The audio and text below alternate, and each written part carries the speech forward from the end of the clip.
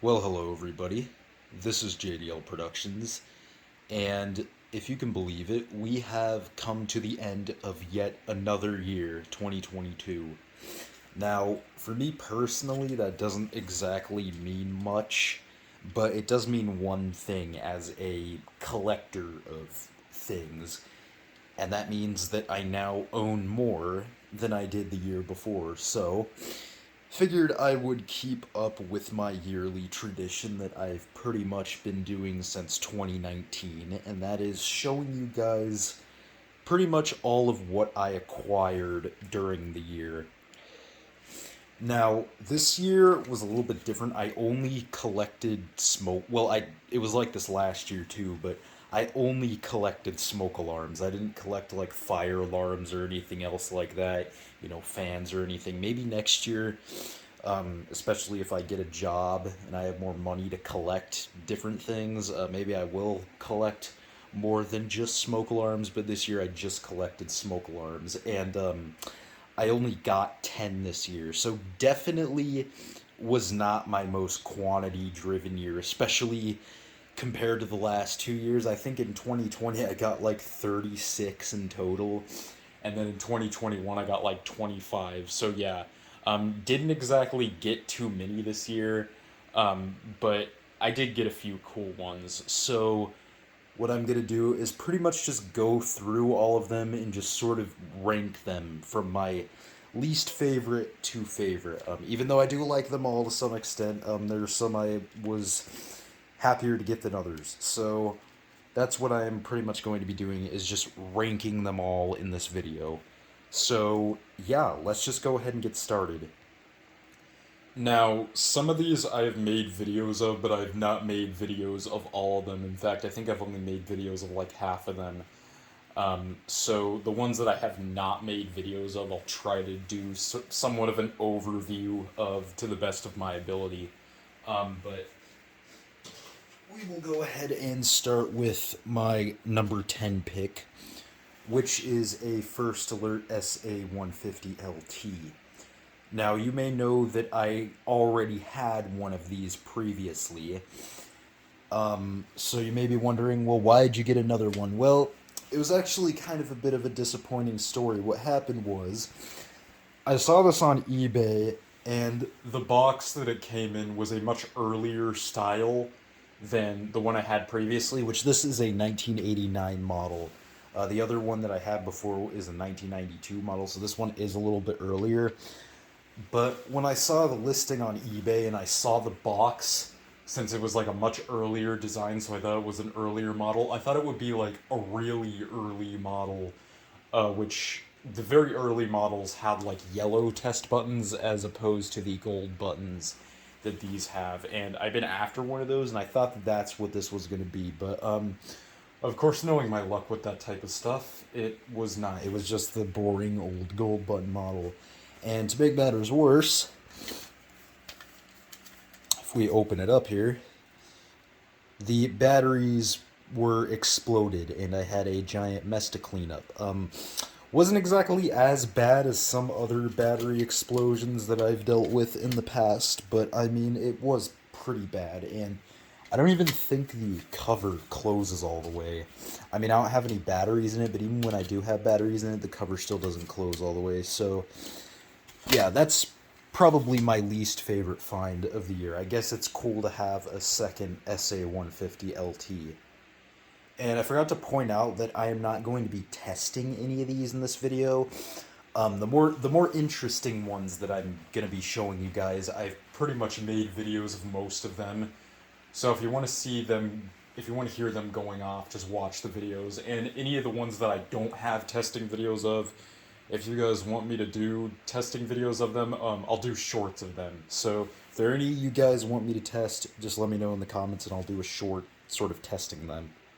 Alright, moving on to our number 10, or number 9 spot. We have this right here.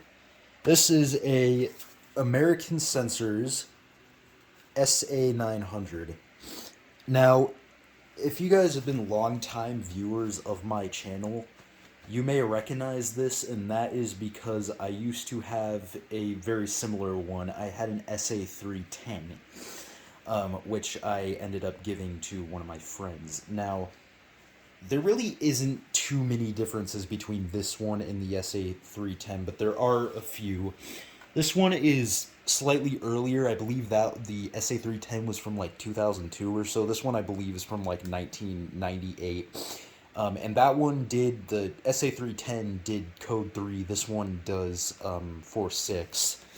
And unfortunately, this one, the horn in it, because when I first got it and tested it, the horn in it is like pretty much dying out. Like the horn barely works. So, yeah, and the other difference between this one and the SA310 is this one obviously has like this sort of design on the cover. So, I mean, it was kind of a cool find. It's like a semi-rare, modern-ish unit. But it definitely is not one of my favorite finds of the year. And there's the inside. Of course, these are pretty much Decon based. I mean, American Sensors is basically a division of Decon. So, yeah. And I believe that the reason the model number is SA900 on this one and not like SA310 is because this one comes with or it originally came with a lithium power cell battery. So that's the reason the model number is different. I don't know why they do that. There are quite a few other companies that did that with their units where they just have like a different model number for the lithium battery units, even though the units itself are basically the same. But yeah, that is the American Sensors SA900 at number 8. Or number 9, my bad. Alright, so coming in at our number 8 placement, we have this FireX FXW-1. Now, this one I actually found at my local Habitat for Humanity restore. It was kind of sitting in one of their boxes of junk. Now, this was kind of a cool find because it's, especially nowadays, it's not too easy to find alarms, smoke alarms at thrift stores, let alone vintage ones that are AC powered and are complete with the bracket and AC harness and everything. And this one was. So it was a bit of a cool find because a lot of times when I have found like AC powered units at thrift stores, they weren't complete. Like they just came with the unit and were like missing the bracket and the harness and everything. But this one was complete. So it was pretty cool to find this. Now, this is now my second AC Buzzer FireX unit, and I'm actually glad I found this because the FX1014 that I still have it, but that I made a video of quite a while back, it unfortunately no longer works. The horn kind of died out, which doesn't really surprise me because it sounded like it was on its last leg when I first got it, but I'm glad I did find another AC Buzzer FireX unit. This one is the FXW-1, of course, like I just said. And it's basically like the same thing as the FX1020. We still don't know why they had different model numbers. And then there's also an FXW-1A, which comes with a connector clip, I believe, is the difference between that one and this one. So, yeah, that is the unit at my number 8 spot. Pretty cool, classic unit, but not my favorite find. So, alright, so at our number 7 spot, we have this right here. This is a Black & Decker Flamebuster Slimline SMK 300. Now, you may know that I did have, I still have it. I have an SMK 100. I made a video of that a couple years ago. This is another unit in that same sort of slimline series. This is what I consider the bougie version of the SMK 100. This one is much larger. It has an LED and, of course, a clear lens. And it also has an escape light. So, yeah, I've been wanting to find one of these for quite a while now. I'm sort of been on my most wanted 90s units list. So yeah, I'm glad I finally found one. This one I believe is from either 1990 or 1993, because there are like two different sort of markings there that could be the date, and I still can't really figure out which is which. But yeah, pretty cool unit. So that's at my number 7 spot. Alright, so coming in at our number 6 spot, we have this right here.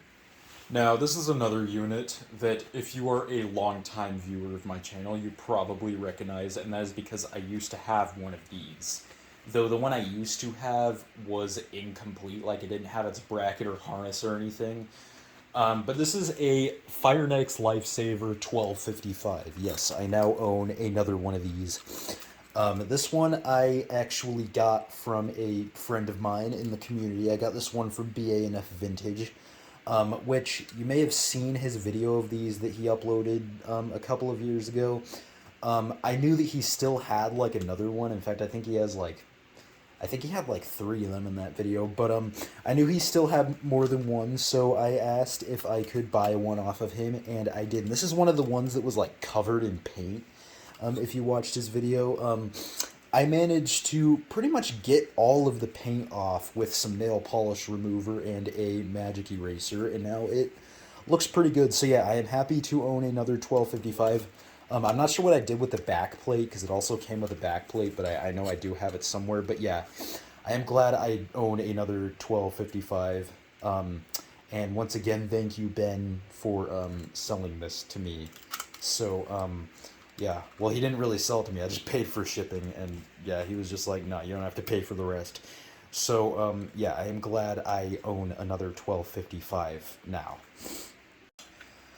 Alright, so next up at our number 5 spot, we have quite an odd one. And that is this right here. This is a perfect line.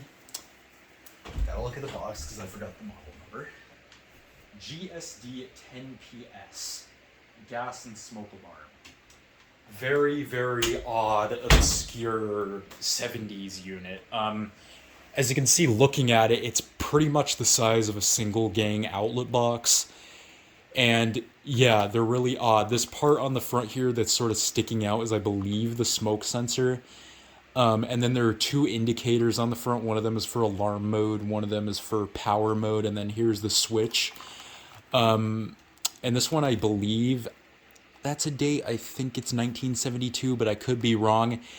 And yeah, they're very odd. The circuitry is kind of mounted on this front part, like it comes apart, so they're like 2 separate pieces. I don't feel like taking it apart right now. And then the circuitry is sort of mounted on the back of the front part, like you can see kind of in there through this little hole here. That is the horn in there. So yeah, it is a very odd and kind of cool unit that honestly I don't know too much about, because they are very weird and obscure. So yeah, one of my other friends has one of these as well, and Luna's Alarms Reviews and More, I believe that's what her name is now on YouTube. She has the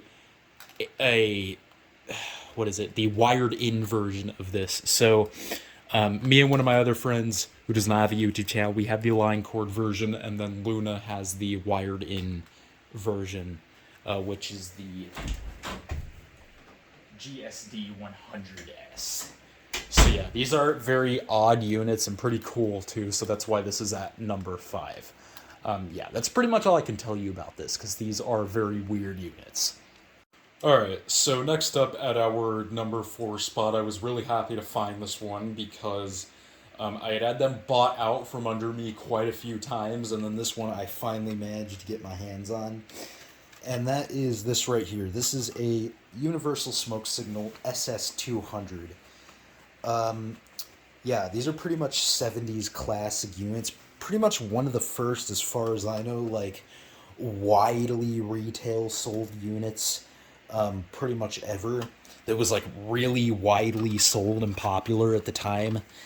But yeah, these are very odd units, and honestly, I don't exactly know what their deal is still to this day, because we originally thought that these were like BRK SS17 based, but now that we're realizing it, these kind of have their own sort of USI spin on them, because these are, we believe, USI branded horns, and we have not seen an actual BRK that looks like this one does. So we're coming to believe that these sort of took inspiration from the SS718s, and then USI just sort of put their own spin on it.